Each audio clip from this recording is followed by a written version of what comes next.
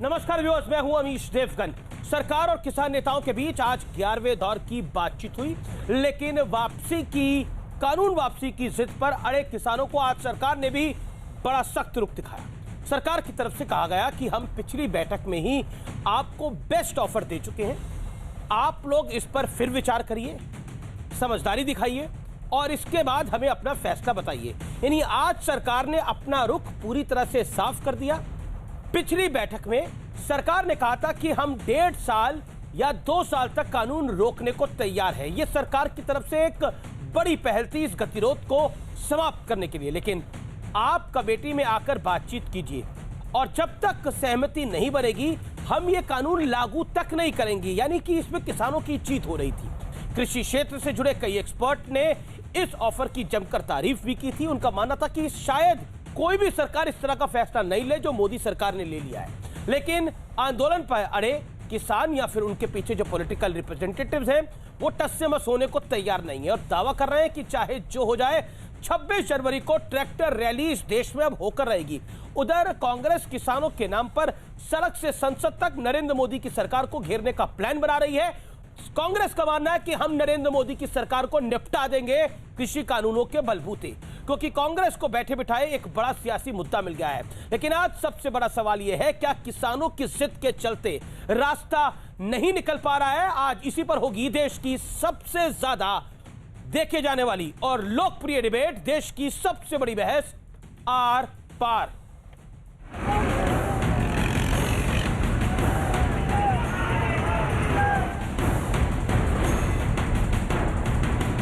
किसान नेता और मोदी सरकार के मंत्री 11वीं बार बातचीत के लिए मिले ताकि कई हफ्तों से चल रहे आंदोलन का कोई समाधान निकले। सूत्रों के मुताबिक बैठक की शुरुआत में ही कृषि मंत्री नरेंद्र सिंह तोमर ने प्रेस रिलीज जारी कर सरकार का प्रस्ताव ठुकराने पर किसानों से नाराजगी जताई और कहा कि अगर सरकार का प्रस्ताव अस्वीकार ही करना था तो बैठक में इसकी जानकारी देनी चाहिए थी।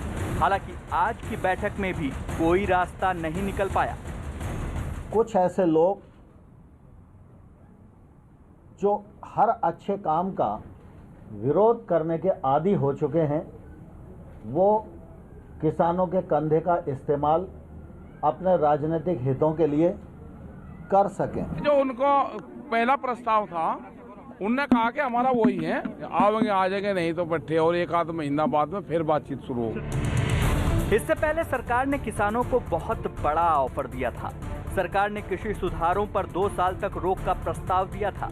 सरकार ने यह भी कहा था कि वो सुप्रीम कोर्ट में शपथ पत्र देने के लिए भी तैयार है। सरकार ने किसानों से कहा था कि वो कमेटी में बातचीत के लिए शामिल हों और जब तक दोनों पक्षों में पूरी तरह बात नहीं बन जाती तब तक इस कानून को लागू नहीं किया जाएगा।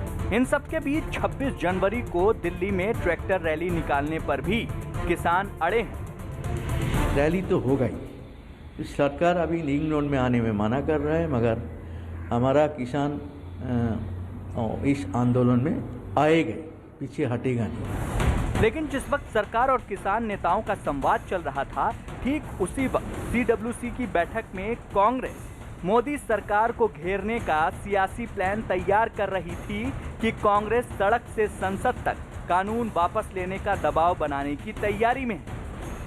We decided to hold block levels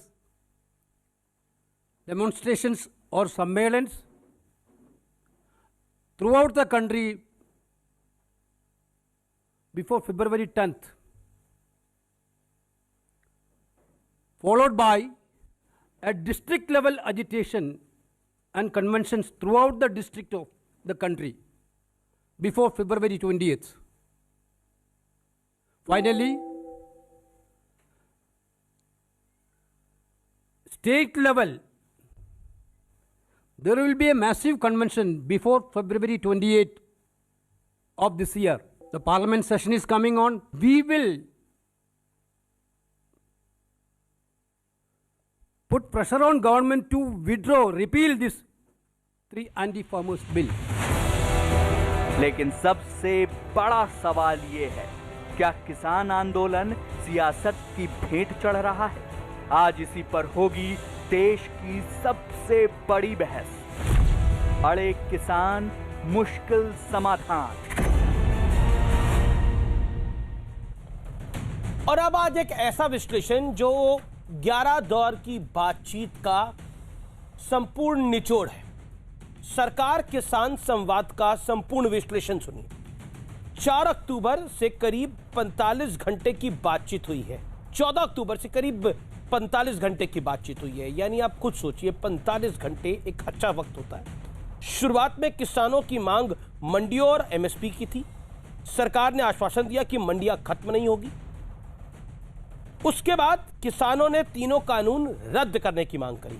सरकार और झुकी। सरकार ने बोला कि हम 2 सालों के लिए कानून को रोक लगाने का ऑफर दे रहे हैं, एक कमेटी बना रहे हैं, उस कमेटी में आप भी आइए, अगर सहमति जब बनेगी तब हम इस कानून को लागू करेंगे। ये लगभग रद्द करने की स्थिति ही है। यानी सरकार अपनी लाइन से 90 डिग्री नीचे आई, लेकिन किसान जहां वो पहले जो डिमांड कर रहे थे उस डिमांड को वो आगे लेके बोला कानून अब पूरी तरह से रद्द होनी चाहिए। लेकिन जब रद्द करने की 1.5-2 साल तक की भी बात आई तो उस पर भी राजी नहीं हो रहे हैं। क्या किसानों की जिद से बातचीत अटक गई है? यह है पूरी 11 मुलाकातों का संपूर्ण विश्लेषण। मेरे साथ बात करने के लिए आज कांग्रेस और बीजेपी के 2 नेता हैं। मेरे साथ गौरव भाटिया हैं, सुप्रीम कोर्ट के वरिष्ठ अधिवक्ता हैं, भारतीय जनता पार्टी के प्रवक्ता हैं। मेरे साथ राधिका खेड़ा है इस चर्चा में, जो कि विधायक का चुनाव लड़ चुकी हैं दिल्ली से, और साथ ही साथ कांग्रेस पार्टी की प्रवक्ता है, उनका भी अभिनंदन है। मेरे साथ जाने माने देश विदेश के कृषि विशेषज्ञ जुड़ रहे हैं, सरदाना साहब, विजय सरदाना। मेरे साथ किसान नेता है पुष्पेंद्र चौधरी। मेरे साथ चौधरी हरपाल सिंह इस चर्चा में जुड़ रहे हैं। चौधरी हरपाल सिंह आज बातचीत का भी लगातार 11 दौर की बातचीत का हिस्सा भी रहे। हरपाल सिंह चौधरी साहब, आपका अभिनंदन है इस कार्यक्रम में। सरकार का फाइनल ऑफर क्या था? धन्यवाद जी। फाइनल ऑफर क्या था? और 15 मिनट की आज जो शुक्रवार को बातचीत हुई उसके बाद निर्णय क्या आपके सामने है? सरकार का फाइनल ऑफर यही था कि हम 1-1.5 साल के लिए होल्ड कर देंगे और एक कमेटी बनाई जाए, उसके बाद जो कमेटी की रिपोर्ट आएगी उसके बाद बात करेंगे। ये सरकार का ऑफर था और हमारी इसको लेकर बैठक हुई। उस ऑफर को हमारी पूरी जो मीटिंग थी जनरल बॉडी की, उसने उसको खारिज कर दिया।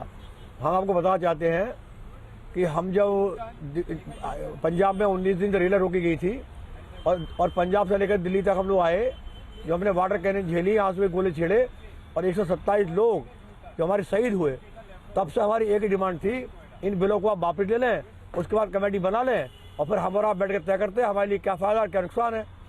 इसको सरकार तैयार नहीं हुई। पर जहाँ तो एमएसपी का चौधरी साहब, चौधरी जी, मैं पूरी ईमानदारी से आपकी बात को सुन रहा हूं और मुझे उम्मीद है कि आप भी पूरी ईमानदारी के साथ मेरी सवाल का जवाब देंगे। चौधरी साहब, सरकार का फाइनल ऑफर जो आपने बताया, बिल्कुल आपने सही कहा कि 1.5-2 साल के लिए कानून टालने को सरकार तैयार थी, एक कमेटी बनाने को भी तैयार है। आप कह रहे हैं कि ये कानून अभी रद्द हो जाना चाहिए और फिर कमेटी बनानी चाहिए। सरकार भी तो यही कह रही है। अब 1.5 साल तक कानून पर रोक लग रही है, 2 साल तक रोक लग रही है। आगे जब तक सहमति नहीं बनेगी, कानून लागू नहीं होगा। सुप्रीम कोर्ट में बकायदा शपथ पत्र देने को तैयार है भारत की सरकार। अब इससे ज्यादा क्या आपको लगता नहीं है कि जिद की भी एक हद होती है? नहीं, जिद हमारी नहीं है। जिस सरकार की है ना, हम कह रहे हैं आप 1 साल के 1.5 साल के लिए, ये तो वाली बात हो जाती है। हमारे गर्दन के ऊपर तलवार लटका दो और कोई 1 साल लटकी रहेगी है, उसके बाद हम देखेंगे कि फिर बाद में क्या होना है। कमेटियों का रिजल्ट हमको मालूम है भारत में कैसा होता है, कितने बार कमेटी रिपोर्ट आती है। तो ये कोई बात नहीं है, जिद हमारी नहीं है। तलवार कैसे लटकी हुई है? हम कानून तो आ नहीं रहा, 1.5-2 साल कानून तो आ नहीं रहा, तो तलवार तो लटकनी बंद हो गई। उसके बाद कमेटी बनेगी। अब आप मुझे बताइए, किसी भी संवाद में विकल्प की बात होती है। सरकार की तरफ से 4 विकल्प आए, आपकी तरफ से एक ही विकल्प है कि कानून को रद्द कर दीजिए। हम सरकार उस क्लोज टू उस विकल्प के पहुंच भी गई। नहीं था वो तो आप खुद ही अब दरवाजा नहीं बंद कर रहे, आपको नहीं लग रहा? नहीं, बात कहते आ रहे हैं।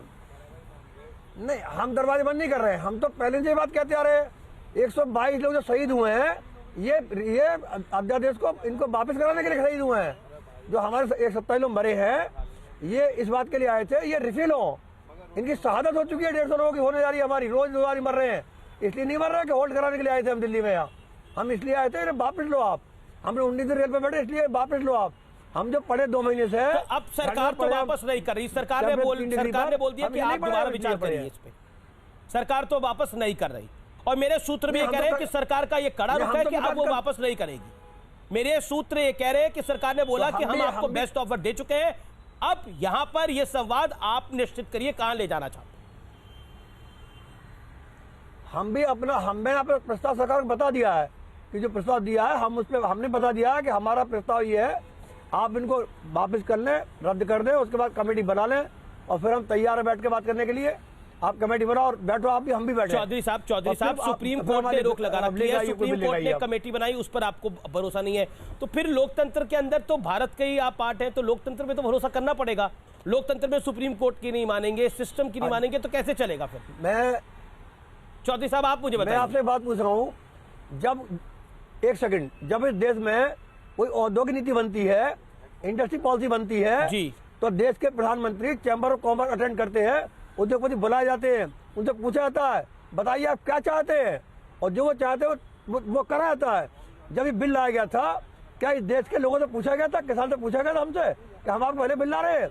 लॉकडाउन के टाइम में सरकार बिल लेकर आई और आगे थोप दिया हमारे ऊपर, ये कौन सा लोकतंत्र है? ठीक है विजय सदाना कर रहे हैं हम। बार उद्योगपतियों की बात होती है, पूंजीपतियों की बात होती है, मैं आपसे जानना चाहता हूं, ये बिल थोप दिया गया था और चौधरी साहब कह रहे हैं, चौधरी हरपाल सिंह कह रहे हैं कि देखिए अब हम तो मानने वाले नहीं है, 11 दौर की बातचीत गई चूल्हे में, पानी में। ऐसा है अमीश जी, इस देश की सरकार को 138 करोड़ लोगों का वेलफेयर देखना है। एक कोई भी सरकार होगी वो 138 करोड़ लोगों को ध्यान में रख के कानून बनाएगी। इन कानूनों में 21 सेक्टर हैं एग्रीकल्चर के जो कवर्ड है, 21 सेक्टर्स जो कवर्ड हैं इन कानूनों के तहत। आप मुझे ये बता दीजिए कि क्या ये पूरे देश के कानून जो बन रहे हैं देश के लिए बन रहे हैं?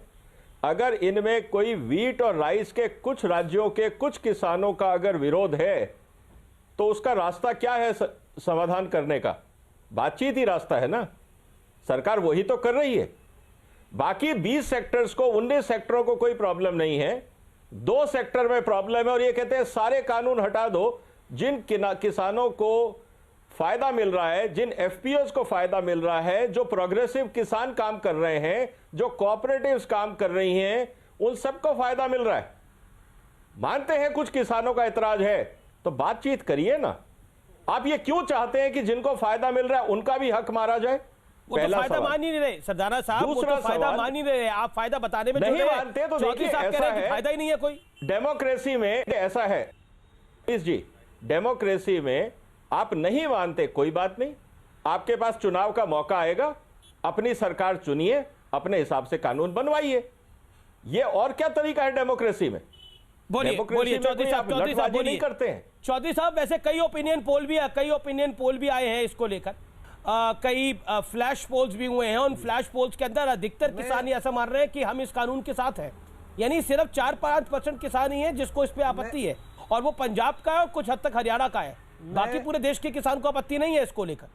ऐसा कई ओपिनियन पोल भी आए हैं, कई डिफरेंट चैनल्स के, मैं एक चैनल की बात नहीं कर रहा। मैं एक बात पूछना चाहता हूँ, खाली सिर्फ एक बात बता दें मुझे आप, जो हमारे भाई साहब बोल रहे थे 2011 में सरदाना साहब जब हमारे मोदी जी मुख्यमंत्री थे गुजरात के, तो उन्होंने चिट्ठी लिखी थी मनमोहन सिंह जी के लिए, और उन्होंने साफ कहा था मनमोहन सिंह जी एमएसपी से नहीं काम चलेगा, एमएसपी से किसानों का नहीं खरीदा था सामान, आप एमएसपी पर खरीद का गारंटी कार्ड लाइए और किसान तबाह हो जाएगा। विजय जी जवाब पूरी बात सुन ले, पूरी बात सुन ले, जवाब ले लीजिए, नहीं जवाब ले लीजिए, पहले मेरी बात सुन ले लीजिए, पहले बात तो सुन ले पूरी, जवाब ले लो ना, सुन ली आपकी बात, सुन ले मेरी, रटाया आर्गुमेंट है, सुन लिया मैंने, पहले पूरी बात सुन ले ना, नहीं पहले जवाब सुन लो मेरा, पहले बात सुन लो मेरी, पहले आप बोलो। मैं कह रहा हूँ जब वो गुजरात के मुख्यमंत्री थे हम उनकी बात माने या आज प्रधानमंत्री उनकी बात माने? कौन सी बात सही कर रहे थे वो? आज हम वही मांग कर रहे हैं प्रधानमंत्री से कि एमएसपी पर खरीद का कानून बना दो, नंबर 1। दूसरी बात, ऐसा है जब मनमोहन सरकार जिक्र कर रही थी इसका कानून का, सुन लो, जवाब सुन लो ना, अब आप जवाब सुन लो, अब आप जवाब सुन लो, पहले मुझे बात कर दे, एक मिनट, अब आप मेरी बात सुन लो ना यार, आप बहस क्यों कर रहे हो? सवाल का जवाब सुनो, अरे एक मिनट बोलने दो ना मुझे। आप सवाल कर, एक मिनट बोल, मेरे को ये बताइए, सरदाना साहब को बोलने दीजिए ना। पुराने कानूनों में,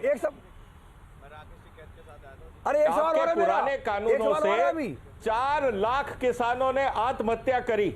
इस देश में 4 लाख किसानों ने आत्महत्या करी पुराने कानूनों में। इस देश में किसान गरीब रहा, बिचौलिया अमीर बनता रहा।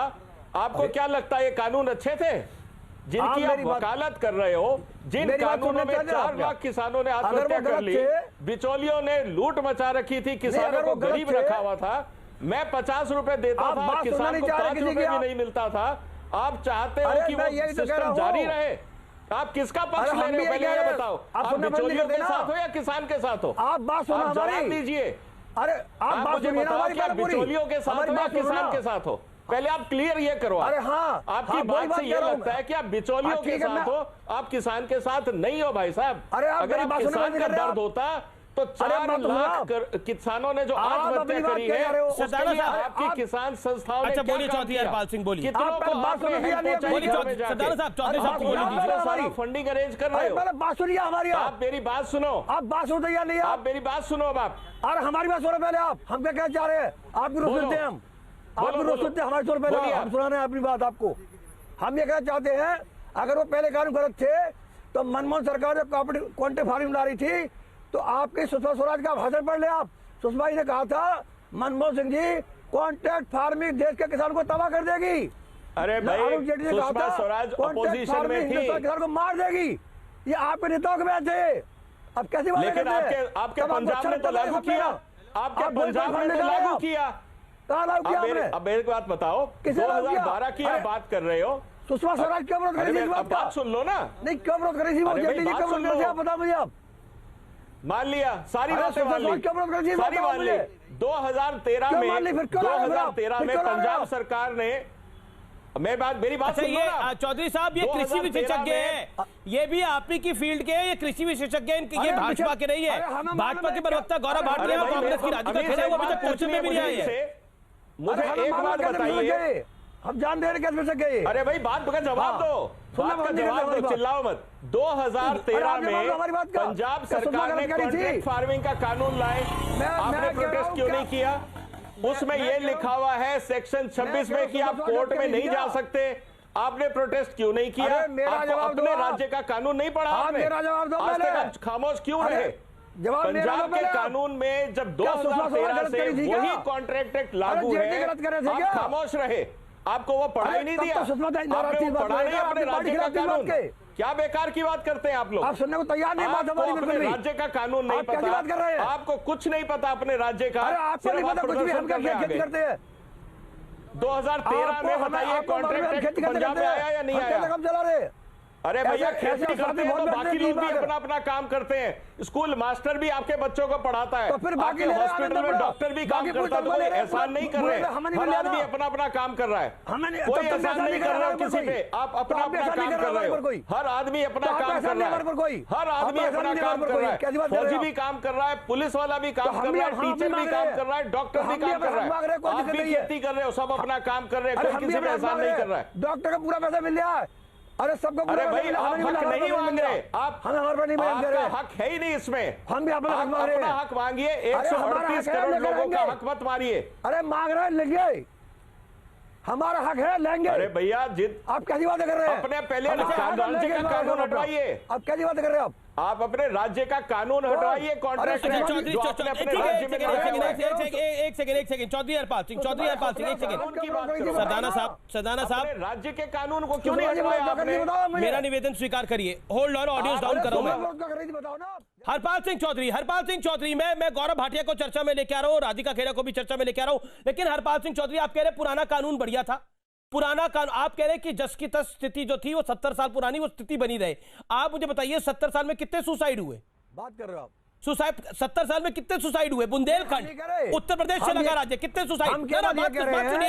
बात सुनिए विदर्भ, कितने सुसाइड? अरे ये नहीं कह रहे, बताइए ना आप मुझे, बताइए क्या उसमें सुसाइड नहीं हुए? आप कह रहे कि 117 किसानों की जान चली गई, शहीद हो गए। दुख है, नहीं होना चाहिए था। लेकिन इस देश के अंदर 70 साल में जो किसान मरा, बॉर्डर बढ़ चुके हमारे, क्या वो ये शहीद, उसको शहीद नहीं मानेंगे? अरे 4 लाख ज्यादा है। अरे एक सेकंड, किसानों का दुख एक मिनट रुकना पड़ेगा। पता हुआ क्या? 4 लाख किसानों का एक दुख नहीं है। सेकंड सरदाना साहब, आपको रुकना पड़ेगा। चौधरी साहब with all due respect sir, मैं आपसे बड़ा सरल सवाल पूछ रहा हूं, मुझे उम्मीद है आप जवाब देंगे। आप कह रहे हैं कि पुराना कानून हो जाना चाहिए, पुराना सिस्टम लागू। अभी तक तो पुराना सिस्टम ही लागू है, अभी तक तो बदला नहीं। 6 महीने हो गए, 7 महीने हो गए इस कानून को आए हुए। आप मुझे बताइए, क्या विदर्भ में सुसाइड नहीं हुए? क्या बुंदेलखंड में सुसाइड नहीं हुए? बताइए ना मुझे, क्या मध्य प्रदेश में सुसाइड नहीं हुए? हर जगह हुए ना। सुनो ना, तो किसान अगर इतना खुशहाल था तो फिर किसान की दिक्कत क्या है? अरे मेरा जवाब सुना। हाँ बताइए। अरे मेरा सवाल दूसरा है। मैं कह रहा हूँ जब यही कॉन्ट्रैक्ट फार्मिंग की बात मनमोहन सरकार लाई थी तो सुषमा स्वराज ने 1 घंटा भाषण दिया पार्लियामेंट में। अगर कॉन्ट्रैक्ट फार्मिंग आ गई तो किसान खत्म हो जाएगा। आप सुषमा स्वराज को याद कर रहे हैं जो नहीं है इस दुनिया में, लेकिन आप कपिल सिब्बल को नहीं याद कर रहे। ठीक है, ओके, मैं गौरव भाटिया को लेकर आता हूँ। ठीक है, मैं गौरव भाटिया को लेकर आता हूँ, फिर राधिका खेड़ा। गौरव जी, बार बार सुषमा स्वराज का जिक्र आ रहा है जो अब इस दुनिया में नहीं है। अरुण जेटली जी का भी जिक्र कई बार आ चुका है। भारत की सरकार ने अपना फाइनल ऑफर लगभग 45 घंटे की बातचीत के बाद स्पष्ट रूप से कह दिया है। क्या आपको लगता है कि यह आपकी विफलता है? आपको घुटनों पे ले आया विपक्ष और किसानों का एक वर्ग। अमीर जी देखिए, सबसे पहले नरेंद्र मोदी जी ने जैसा कहा है कि देश के सभी किसान जो हैं हम उनका सम्मान करते हैं और इस देश में 15 करोड़ किसान हैं और उनके परिवार हैं और हमारा ये मानना है कि उसमें बहुत बड़ा वर्ग इन 3 कानूनों के साथ खड़ा है। कुछ किसान विरोध कर रहे हैं, लेकिन अब मेरी बात सुनिएगा, ये दर्शकों के लिए है। जब से एक गुट जो है इसका विरोध कर रहा है, तब से क्या सरकार का रुक रहा है और क्या इन आंदोलनकारियों का रहा है, मैं बता रहा हूं और टोकिएगा मत, सुनिएगा। 11 दौर की बातचीत सरकार ने करी है, 45 घंटे तक बातचीत सरकार ने करी है और सकारात्मक बातचीत से पराली का मसला जो है वो हल हुआ है। बिजली जो बिल है संशोधन नहीं लाया जाएगा, वो मसला हल हुआ है 18 महीने के लिए। और ये बहुत बड़ी बात है, ये दिखाती है किसान का हम कितना सम्मान करते हैं। 18 महीने के लिए ये कानून स्थगित रहेंगे। सर्वोच्च न्यायालय में हम हलफनामा भी देंगे। एमएसपी खत्म नहीं होगी और लिखित में कहा है कि मंडियां समाप्त नहीं होगी। अब आइए दूसरी तरफ, ये कौन है जो आंदोलन करते हैं लेकिन हल नहीं चाहते हैं? इन्होंने क्या किया है? कह रहे देश के सारे जो किसान हैं ये चाहते हैं कि वापस ही लो। हम कहते हैं बिंदुवार बातचीत करो, कहते हैं हम नहीं करेंगे। क्यों नहीं करेंगे? बिंदुवार बातचीत होगी गुण दोष के आधार पे तो सच्चाई सामने आ जाएगी। इसके बाद सुप्रीम कोर्ट की कमेटी के सामने हम नहीं जाएंगे। 18 महीने तक हम कानून लागू नहीं करेंगे तो ये कहते हैं हमें मान्य नहीं है। हाय हाय मोदी के नारे लगाते हैं। 1 मिनट रुक जाइए, 1 मिनट, मैं 15-20 सेकंड ही लूंगा, ये जी, 10 सेकंड जरूरी है। ये सार है जो होता आया है 7 हफ्ते से। प्लीज, आंदोलन में अराजक तत्व घुस आते हैं, हाय मोदी। मांग नंबर 6 कहते हैं शर्जील अमाम वरबरा राव, इन सबको आप जो है रिहा करिए। मैं पूछता हूं, अब आप फर्क देखिए। आपने कहा घुटने पे आ गए, तो मैं इतना ही कहूंगा, गिरते हैं शेर सवार ही मैदान जंग में, वो तिफल क्या गिरेंगे जो घुटनों के बल चला करते हैं। बिल्कुल, आप अच्छे शेर पढ़ रहे हैं, लेकिन चौधरी साहब आप राधिका खेड़ा जी को भी आने दीजिए, गौरव भाटिया, लेकिन 10 सेकंड में मेरे एक सवाल का जवाब और भी दे दीजिएगा। सीडब्ल्यूसी की मीटिंग भी थी कांग्रेस में और सोनिया गांधी ने कहा कि तीनों कानून जल्दबाजी में लेके आए गए और केसी वेणुगोपाल और रणदीप सिंह सुरजेवाला ने बोला कि अब कांग्रेस सड़क पे उतर के प्रदर्शन करेगी, धरने करेगी और नरेंद्र मोदी सरकार को घुटनों पे लेके आएगी। लेकिन आप तो पहले घुटनों पे। अमीर जी, आज कांग्रेस पार्टी की हालत यह है कि उस पर कोई विश्वास नहीं करता है और मैं तो कांग्रेस पे सिर्फ तभी विश्वास करूंगा जब इस देश के सबसे बड़े भूमाफिया रॉबर्ट वाड्रा को पार्टी से निकाल दे। मैं तब विश्वास करूंगा जब 1,80,000 किसानों ने यूपीए के 10 साल में आत्महत्या करी, उसके लिए सोनिया गांधी माफी मांगे। ठीक है, आपने यू मेड योर पॉइंट। आप राधिका जी को Radhika Khera, okay, it's been 22 minutes, let Radhika Khera come in, क्योंकि मैंने सोचा मैं पॉलिटिकल पार्टीज को बाद में लेकर आऊंगा, पहले मैं किसान और कृषि विशेषज्ञ के बीच में बात करूं। मैं पुष्पेंद्र चौधरी आपके पास भी आऊंगा। राधिका, आपको भी लग रहा है कि सियासत चल दी जाए? सीडब्ल्यूसी की बैठक थी तो किसी और विषय पर, लेकिन आपको लगा कि किसानों का मुद्दा चल रहा है तो हम भी हाथ धो लेते हैं इसमें। अमीश जी 58 दिन हो चुके हैं और आज 11 राउंड की समाप्ति हुई है। 11 राउंड पूरे चर्चा के खत्म हुए, 58 दिन हो चुके हैं जब हमारे किसान भाई बहन बॉर्डर पे बैठे हैं।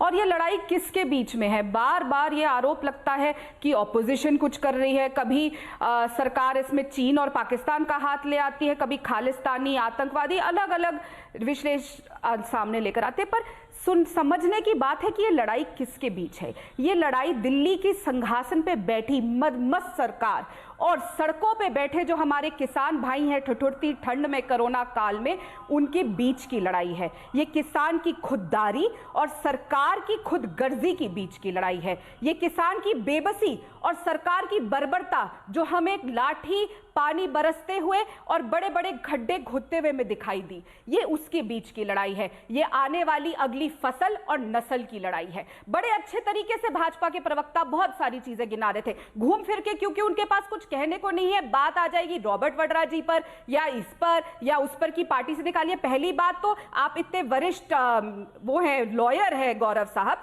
तो आपको यह पता होना चाहिए रॉबर्ट वड्रा जी कांग्रेस पार्टी के मेंबर नहीं है। दूसरी बात, आप बात करते हैं कि कांग्रेस पार्टी की बात पे कोई विश्वास नहीं करेगा। अरे पहले तो आप बताइए, आप प्रवक्ता है, आपकी बात पे कौन विश्वास करे? आपने तो वादा किया था कि आप अगर सरकार भाजपा की नहीं बनी आप अपने बाल मुंडवाएंगे, आपने ऐसा नहीं किया। फिर आपको तो ये तक नहीं पता कि रविंद्रनाथ टैगोर जी का नाम क्या है। तो आपकी बात क्या है और क्या है आगे हम नहीं चर्चा करेंगे, लेकिन बात वापस मुद्दे पर आते हैं। राधिका जी, लेकिन मेरे सवाल का जवाब, राधिका जी मेरे सवाल का जवाब क्या बात रही है हमारी? राधिका जी मेरे सवाल का जवाब, फाइनल ऑफर। मैं गौरव भाटिया आपको भी मौका दूंगा, लेकिन 10 सेकंड में मेरे सवाल का जवाब दे दीजिए। आप भी तो सियासत कर रहे हैं, किसान और सरकार के बीच की बात है। सरकार ने फाइनल ऑफर दे दिया कि कानून को हम लगभग टाल रहे हैं, 2 साल के लिए कमेटी बना रहे हैं। आप कह रहे हैं कि अब हम भी आंदोलन में आ जाएंगे, तो सियासत तो आप कर रहे हैं, छुपाइयो तुम ना। आंदोलन में आ जाएंगे नहीं अमीश जी, हम लोग तो शुरू से किसानों के हक और हकूक की लड़ाई लड़ते आए हैं। चाहे वो अंग्रेजों से लड़ना था महात्मा गांधी जी और सरदार वल्लभ भाई पटेल जी की अगुवाई में, या फिर हमने जब काले कानूनों के खिलाफ अब लड़ना हो। सबसे पहले कांग्रेस ने ही महात्मा गांधी के दौर पर भाग जाती हैं, चली जाती हैं, लेकिन महात्मा गांधी के दौर वाली कांग्रेस नहीं है ना मैडम। सबसे पहले अभी तो राहुल गांधी और सोनिया गांधी वाले दौर की कांग्रेस है ना मैडम। क्योंकि हम बिल्कुल है, क्यों नहीं है? तो राहुल गांधी जी के नेतृत्व में, सोनिया गांधी जी के नेतृत्व में कांग्रेस पार्टी में संसद में आवाज उठाई। नतीजा क्या हुआ? नतीजा यह हुआ कि देश के इतिहास में पहली बार हुआ कि 100 से ज्यादा मार्शल लगातार हाथ खड़ा कर रहे हैं, के लिए गौरव भाटिया रिप्लाई गए। क्यों? क्योंकि मोदी जी को पता था कि गौरव जी बोलिए। चाहूंगी राधिका जी आपको आगे मौका मिलेगा। Radhika ji you will get your chance, लेकिन गौरव भाटिया पे आपने बड़े सारे अटैक करे, let him make his point. उनकी पार्टी पे अटैक किए गौरव, एक एक करके। सबसे पहले तो देखिए 57-58 दिन की बात कर रही है वो पार्टी जिसने 55 साल केवल किसानों को लूटा है। 1,80,000 आत्महत्या तो पिछले 10 साल में जब यूपीए की सरकार थी तब हुई थी। और इन्होंने एक बात कही, वादा, मैंने वादा किया था। राधिका जी आपने सही कहा, मैंने वादा किया था। प्री पोल अलायंस पूर्ण बहुमत से महाराष्ट्र में आया। पहले शपथ किसने ली? भारतीय जनता पार्टी की सरकार बनी। लेकिन एक वादा सोनिया गांधी ने किया था कि भले ही मैं भीख मांग लूं बट मेरे बच्चे राजनीति में नहीं आएंगे। सोनिया गांधी के बच्चे राजनीति में आ गए। क्या सोनिया गांधी से कहने की हिम्मत होगी कि दोगली बात करती है वो? बोलिएगा जाके। दूसरी बात, अब सुनिए, बीच में मत बोलिए, झूठ बोलेंगे आप, बीच मत बोलिए, इनको चुप कराइए। अच्छा देखिए, कोई भी आके झूठ बोलने लग जाएगा। एक वाक्य से देखिए विकेट उखड़ा, एक वाक्य से विकेट उखड़ा। चलिए अब मैं अपनी बात, कोई बात नहीं। अमीर जी आप एंकर हैं, जैसा आप चाहें करिए। अब सुनिए, अरे चलिए, सबसे बड़ा झूठा कौन है? चैनल पे जो बोला जाता है उसकी वैल्यू होती है, लेकिन आपके चैनल पे अमीर जी ये तरीका गलत है। मैं कहूंगा चिकन चिल्ली मत कराइए। ये कांग्रेस पार्टी के प्रवक्ता हैं, ठीक है, आप राहुल गांधी सोनिया गांधी से कहिएगा। बेचारे राहुल गांधी भाग गए थे, भगोड़े गांधी। सोनिया जी के ऊपर झूठी बातें मत बोलिए। अपनी बात ही करी और उसके बाद याद दिलाया मेरे बच्चे भीख मांगेंगे, वही दिन आएंगे। राहुल गांधी एक दिन भीख मांग रहे होंगे। भाषा की मर्यादा रख के बनाकर डिबेट को करना चाहिए, मेरा निवेदन है। मैं हम्बल रिक्वेस्ट। कैसी बातें बोल रहे हैं? अच्छा राधिका जी, आप पॉइंट इज टेकन, आपने बात को अपनी रखा। Late Gaurav ji also make his point. गौरव और राधिका, मेरा निवेदन है कि हम भाषा की मर्यादा को बना के चले। ये चर्चा लाखों करोड़ों लोग देखते हैं, एक ठीक, लेकिन देखिए वो बोलेंगे आप झूठ बोल रही हैं, आप बोलेंगे वो झूठ बोल रहे हैं, तो झूठ में पूरा कार्यक्रम ही निकल जाएगा। लेकिन एक एक करके अपनी बात को रख ले। गौरव भाटिया 20, अच्छा गौरव भाटिया 30 सेकंड दे दीजिए, then you reply. Radhika ji, बौखला गई बेचारी। माय हम्बल सबमिशन, मेरा निवेदन स्वीकार करिए। Okay Gaurav make your point. 30 second, sharp 30 second, then Radhika Khera. Thank you. नहीं, आई नीड, मुझे 1 मिनट दे दीजिएगा, मैं बहुत देर शांत रहा। अगर आपके पास 1 मिनट हो, बड़ा दिल दिखा सके, बोलिए आप अपनी बात करिए। मेरा दिल तो बड़ा है, लेकिन बाकी प्रवक्ताओं के पास भी मुझे जाना है। बोलिए आप। Thank you. देखिए है क्या अमीर जी, मैं आपको बताऊं, 303 सीटें आई, 23 करोड़ वोट मिले हम लोगों को। हमें जो ठीक लगता है, ऐतिहासिक कदम हम उठाते हैं। अगर कुछ लाख कहने वाले किसान अपने आप को हमारा विरोध करेंगे, इसका यह मतलब नहीं है कि जो देश भर का किसान है उसके हित में यह कानून नहीं है। और मैं आपको उदाहरण देता हूं, आपके चैनल पे ऐसी एक महिला बैठी है, 1.25 लाख वोट की कॉन्स्टिट्यूएंसी थी, चुनाव लड़ी, 2064 वोट आए उनके, 1.67%, और यहां ज्ञान बांट रही है। अब आप मुझे बताइए, एक लोकतंत्र में, जैसे सरदाना जी कह रहे थे, हमें लोगों ने जितवाया, इसलिए जितवाया कि हम बड़े बदलाव लाए, और वो बड़े बदलाव हम ला रहे हैं। सर्वोच्च न्यायालय तो तय कर सकता है, लेकिन कुछ लाख लोग दबाव नहीं बना सकते। शर्जील इमाम किसान नहीं हो सकता है, और उमर खालिद किसान नहीं हो सकता। राधिका खेरा, आपकी टर्न। 2600 लोग तो है, आपके साथ तो एक भी नहीं है, 2064 एक इंसान भी नहीं है। मेरे साथ 2600 लोग तो है अमीर जी, इस बात का मुझे गर्व है। अरे अपने वोट क्यों बता रही है?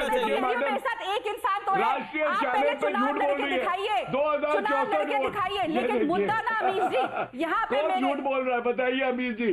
2064 वोट, और आपके चैनल पे 536 वोट बढ़ा दिए। बताइए कितना झूठ बोलती है, प्रवक्ता पकड़ी गई। 536 वोट आपके चैनल पे बढ़ा दिए। गौरव अब आपकी बारी, वो चुप रही। गौरव आपने बोला, आपने 50 सेकंड बोलना है, 1 मिनट बोलना, वो चुप रही। और बातें कर रही है। और मुझे लगता है कि चुनाव हर कोई लड़ता है, कोई हारता है, कोई जीतता है, लेकिन अपनी बात को रखना चाहिए। मेरा निवेदन है। 1 सेकंड। ओके, बोलिए राधिका जी। अमीर जी, मैं उम्मीद करूंगी आप इस बदतमीज इंसान की माइक और वॉल्यूम कम रखेंगे, क्योंकि अगर ये अपनी ही एक पार्टी की विचारधारा को लेकर चलते तो इनको पता होता कि अटल बिहारी वाजपेयी जी जिस विचारधारा में ये आज है, अटल बिहारी वाजपेयी जी जो सबसे सर्वश्रेष्ठ नेता रहे आज तक भाजपा के, उन्होंने कितनी वोट मिली थी और कैसे चुनाव लड़े थे और कितने चुनाव हारे थे। अगर इनको ये पता होता तो शायद ये कटाक्ष और ये मजाक मेरे पे बैठ के नहीं करते। लेकिन अफसोस की बात यह है और सच्चाई की बात यह है अमीर जी, और मुझे बहुत खुशी है कि इन्होंने अपना चाल चरित्र, चेहरा और अपनी भाषा और अपना बदतमीजपन और अपनी सभ्यता और अपनी पार्टी की सीख पूरे देश के सामने दिखाई। क्योंकि बात यहां पे किसानों की हो रही थी और किसानों की आत्महत्या की हो रही है, किसानों के साथ होती बर्बरता की हो रही है, लेकिन इनके पास कोई जवाब नहीं है, इसलिए ये मुझ पे पर्सनली अटैक कर रहे हैं। बहुत खूब गौरव भाटिया, ऐसे और अटैक करिए। लेकिन सच्चाई ये है, जब से ये 3 काले कानून आए हैं तब से, देखिए ये बीच फिर बदतमीज आदमी बोलेगा। अमीर जी, अगर ये बदतमीज आदमी बार बार बीच में बोलेगा तो मैं माइक उतार के जा रही हूँ। मेरा ये लेवल नहीं है कि मैं बदतमीज लोगों के साथ उनके कीचड़ में घुस के उनके साथ बहस करूं। मैं बदतमीज लोगों के साथ नहीं करूंगी बातचीत। अमीर जी, अब आपको कॉल लेनी है। मैं दोनों को निवेदन कर रहा हूं कि दोनों पर्सन ना हो, अपनी अपनी बात को रखे। पुष्पेंद्र चौधरी साहब बेचारे 32 मिनट से इंतजार कर रहे हैं शालीनता के साथ। मैं आप दोनों को मौका दे रहा हूं, 30 सेकंड आप अपनी बात को रखें, लेकिन पर्सनल ना हो। आप अपनी बात को रखें, पर्सनल ना हो। ओके गौरव भाटिया, 20 सेकंड आप अपनी बात को रखें, फिर 20 सेकंड राधिका जी आप अपनी बात को रखें। Gaurav Bhatia quickly 20 seconds. हाँ, सबसे पहले तो अगर इन्होंने कहा कि किसानों के मुद्दे पे चर्चा हो रही है, तो मेरे बालों से इन लोगों को क्या इतनी मोहब्बत है? किसानों के मसले पे मेरे बाल कहां से आ गए ये बता दे। जब नहीं बता पाए, दूसरा झूठ इन्होंने बोला 2600 वोट मिले थे। अरे 2064 वो विषय नहीं। गौरव मेरा पॉइंट है कि राधिका खेड़ा को चुनाव में कितने वोट मिले वो बड़ा विषय नहीं है ना। अभी बात हो रही थी, मैंने सीडब्ल्यूसी की बात करी, सीडब्ल्यूसी की बैठक के अंदर आज क्या कुछ हुआ और उसके बाद क्या प्रस्ताव पारित हुआ? सोनिया गांधी ने, जो कांग्रेस प्रेसिडेंट है, कांग्रेस की जो अभी प्रेसिडेंट है, उन्होंने क्या बोला वो मैंने आपसे पूछा, उस पर जवाब दीजिए ना। मैं उत्तर देता हूं, 20 सेकंड आपका वक्त इस्तेमाल करिए उसमें। मैं उत्तर दे रहा हूं जी। हाँ, अमीर जी आप बताइए, आपके चैनल पे दूसरे प्रवक्ता को कोई बदतमीज प्रवक्ता का सर्टिफिकेट देता है उस कागज पे जो मूंगफली वाला मूंगफली रखने के लिए इस्तेमाल करता है, तो हम क्यों सुनेंगे? लेकिन क्या यह प्रश्न वाजिब है कि नहीं कि जब 3 कानूनों पे चर्चा हो रही थी, राहुल गांधी पार्लियामेंट से क्यों भाग गए, भगौड़े गांधी? क्या यह सही है कि नहीं कि किसानों को भड़का के उस प्रदर्शन में जाने की हिम्मत राहुल गांधी की नहीं हुई, भगौड़े गांधी की? और नड्डा जी ने जब किसानों पे सवाल पूछे तो राहुल गांधी ने ये क्यों बोला कि प्रोफेसर है क्या मेरे? क्या लोकतंत्र में सवाल पूछना सही है कि गलत है? सवाल लेते हैं राधिका जी क्यों भाग गए? अब मेरा भी निवेदन है राधिका जी, आप भी पर्सनल मत होइएगा, इस बहस को बहस की तरह करते हैं। राधिका खेड़ा, आप कह रही हैं कि कांग्रेस हमेशा से खड़ी रही, लेकिन राहुल गांधी जब किसान कानूनों की चर्चा हो रही थी तो वो सदन में नहीं थे।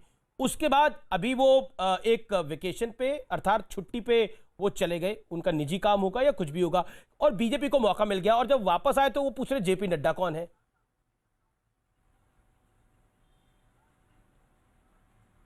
देखिए अमीश जी, मैं फिर बात वापस किसानों पे लेकर आऊंगी। यहाँ पे आपने एक बात उठाई थी कि कुछ सर्वे हुए, उससे ये पता चला लोग देश के बहुत खुश हैं मोदी सरकार से, लेकिन एक सर्वे एक निजी एजेंसी ने ये भी किया, 3 काले कानून आने के बाद 15 प्रदेशों में 291 मंडियों पे गए, उससे ये सामने आया कि 3 काले कानून आने के बाद देश के 77% किसान ऐसे हैं जिनको धान का एमएसपी नहीं मिला। आपको याद होगा मोदी जी ने ये 3 काले कानून आने के बाद मन की बात मध्य प्रदेश के किसानों से करी थी।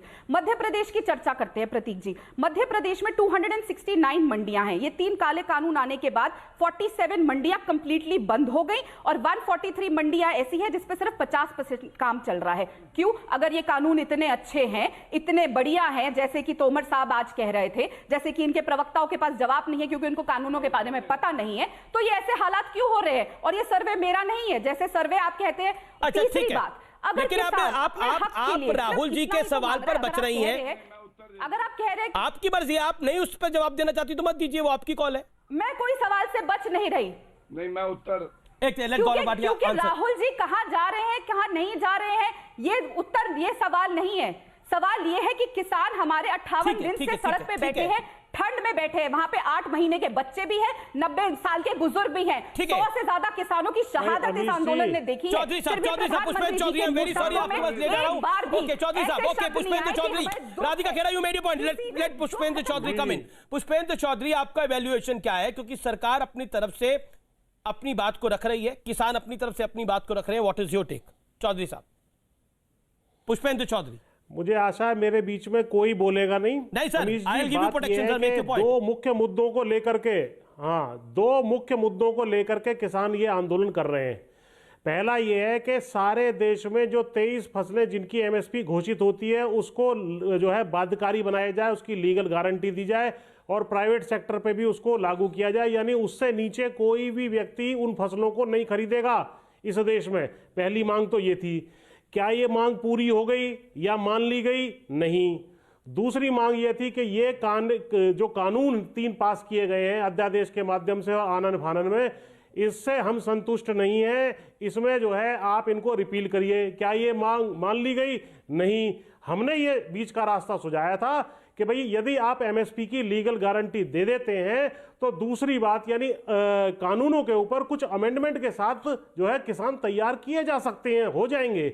लेकिन इन तीनों कानूनों के अलावा एमएसपी को अलग से एक अध्यादेश के माध्यम से तत्काल लागू किया जा सकता था अमीश जी इस देश में, और जो लाभ पंजाब, हरियाणा, वेस्टर्न यूपी के किसानों को एमएसपी के माध्यम से मिला है, 23 की 23 फसलों का लाभ पूरे देश के किसानों को मिल सकता था, लेकिन उसको सरकार ने नहीं किया है, जिस वजह से आंदोलन लगातार चलता चला जा रहा है। विजय जी, पुष्पेंद्र चौधरी की बात का जवाब।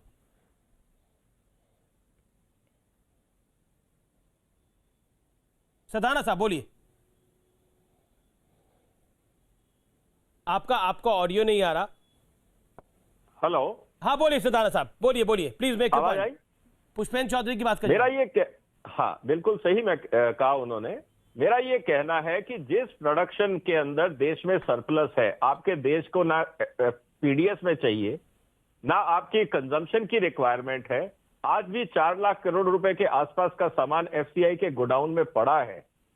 अब मुझे ये बताइए कि अगर आज गन्ने का किसान गन्ना छोड़ के कुछ और लगाना नहीं चाहता, चावल और धान का किसान और गेहूं का किसान हटना नहीं चाहता, और वो ये कहते हैं कि आप बस हमें एमएसपी दिए जाओ क्योंकि हम उगा रहे हैं, राष्ट्र की जरूरतों को वो समझना नहीं चाहते, तो इस देश का कितना पैसा फंसाया जाएगा? पहला सवाल। मैं इसलिए बार बार ये कहता हूं कि इस देश में एमएसपी से ज्यादा जरूरत इस बात की है कि हमें देश की फूड सिक्योरिटी प्लान बनाना पड़ेगा। हमें कितना गेहूं चाहिए, कितना चावल चाहिए, कितने बाकी अनाज चाहिए, कितने तिलहन चाहिए, कितनी दालें चाहिए, किसान इसकी चर्चा क्यों नहीं करना चाहते? अब ये जिद में क्यों है? और जहां तक बात है एमएसपी की, आप देखिए, एक मिनट, मैं आपके बीच में नहीं बोला था, 2 मिनट शांत रखिए। मेरा ये कहना है कि पंजाब के अंदर जो प्रोडक्शन होता है, नहीं सुनी आपने, मेरी बात पूरी होने दो, आप आराम रखिए, शांति रखिए। मेरा ये कहना है कि आज पंजाब के अंदर जितना वीट प्रोडक्शन होता है उससे ज्यादा वह प्रोक्योरमेंट होती है बाकी राज्यों से माल आके बिकता है। एफसीआई को बाहर हरियाणा पंजाब के अलावा यूपी बिहार में क्यों ना भेजा जाए प्रोक्योरमेंट के लिए? क्या कभी इन किसानों ने ये कहा कि हमारे गरीब किसान बिहार में पुष्पेंद्र चौधरी जवाब देना चाह रहे हैं, एफसीआई वहां चला जाए, अब रुक जाओ, अब शांति से, मदद करें, पूरा भाषण मत दो, शांत हो जाओ। अब शांत हो जाओ। पहले भाग में 15 मिनट आप बोले हो। हाँ, मैं बोल रहा हूँ, मैं तथ्यों के आधार पर जवाब दे रहा हूँ। अब रुक जाइए, आप बीच में मत बोलिए मेरे भाई, प्लीज प्लीज प्लीज। सरदाना साहब, मेरी बात सुन लीजिए। इस साल सबसे ज्यादा, हाँ सुन तो लीजिए। अब आप बोलते चले जाएंगे, ये आपकी बड़ी गलत आदत है। आप सुन लीजिए, जब दबाव, मैं सुन लिया आपका सारी बात। इस साल 129 लाख टन एमपी से खरीदा गया है गेहूं। आप ये देश को बरगलाना बंद करिए कि केवल पंजाब हरियाणा 129 लाख टन, जो नंबर 1 है, पंजाब से भी ज्यादा है गेहूं। आपके दर्शकों को, अमीश जी, पता होना चाहिए ये बात को। दूसरी बात, जो लाभ पंजाब हरियाणा वेस्टर्न यूपी के किसानों को मिला है, वही 23 फसलों का, हम गेहूं और चावल की केवल बात नहीं कर रहे, 23 फसलों की बात कर रहे हैं, जिसमें गेहूं भी है, चावल भी है, दलहन भी है, तिलहन भी है, कपास भी है, सबका बात कर रहे हैं। चौधरी साहब, कॉन्ट्रैक्ट फार्मिंग को लेकर बात है। कॉन्ट्रैक्ट फार्मिंग पंजाब में कितने समय से है? अरे जब एंकर बोले तब तो चुप हो जाया करो मेरे भाई। एक सेकंड, नहीं चौधरी, ये विजय सिताना नहीं बोल रहे, एंकर ही बोल रहा है। मैं चौधरी साहब आपसे सवाल पूछ रहा हूं, कॉन्ट्रैक्ट फार्मिंग कितने समय से है पंजाब में? चौधरी साहब जवाब दे दीजिए आप मुझे। देखिए, कॉन्ट्रैक्ट फार्मिंग हो या एसेंशियल कमोडिटीज एक्ट हो, इन सब बातों के विषय में चर्चा की जा सकती थी यदि एमएसपी लागू कर देते। और एमएसपी लागू करने का एमएसपी की लीगल बाइंडिंग, अब आप मुझे बताइए, 100 रुपए का मक्का एमएसपी की अगर लीगल बाइंडिंग हो जाएगी, 100 रुपए का मक्का कौन 500 रुपए में खरीदेगा और उसकी लीगल बाइंडिंग देगा? कौन सी प्राइवेट कंपनी देगी या कौन सी और कंपनी देगी? 100 रुपए का मक्का आप मुझे बताइए ना, कोई जेल जाने के लिए माल खरीदेगा? ये पॉसिबल है? आप मुझे बताइए, प्रैक्टिकल हम सोचे ना।